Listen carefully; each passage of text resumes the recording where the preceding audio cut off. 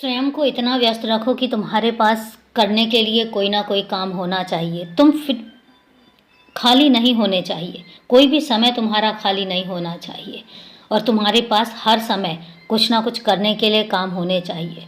तुम्हारे कर्म होंगे और मेरा साथ होगा और उसके बाद तुम्हारे हर रास्ते को मैं आसान करता चला जाऊंगा।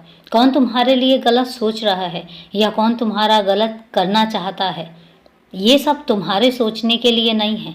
इन सब बातों को सोचने के लिए मैं बैठा हूँ और तुम सिर्फ अपना काम करो।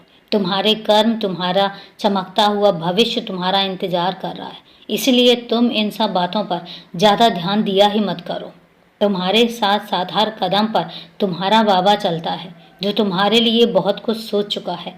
तुम्हारे भाग्य में क्या लिखा है और आगे क्या होगा, इसकी योजनाएं तुम मत बनाओ। छोड़ दो, मुझ पर छोड़ दो। ये सारी योजनाएं मैं बनाऊंगा और उसके बाद तुम्हारे भाग्य को मैं लिखूंगा। तुम मुझ पर छोड़कर तो देखो। तुम सिर्फ अपना कार्य करते चले जाओ। भगवत गीता में एक वाक्य है कि तुम सिर्फ कर्म करो, फल की इच्छा मुझ पर छोड़ दो। वही मैं तुमसे कहता हूँ कि तुम सिर्फ कर्म करो। तुम्हें उसका फल कैसे देना है ये तुम मुझ पर छोड़ दो और मैं तुम्हें कहाँ लेकर जाऊँगा ये भी तुम मुझ पर छोड़ दो। तुम्हें क्या दूंगा, कितना दूंगा, कब दूंगा, ये सब तुम सुनिश्चित मत करो। मैं तय कर रहा हूँ ना, और ये सब कुछ मैं तय करूँगा। तुम सिर्फ और सिर्फ अपने आज को जियो। आज में खुश रहो, खुलकर जियो। तुम्हारा जीवन बहुत कीमती है, इसको यूं व्यर्थ मत जाने दो।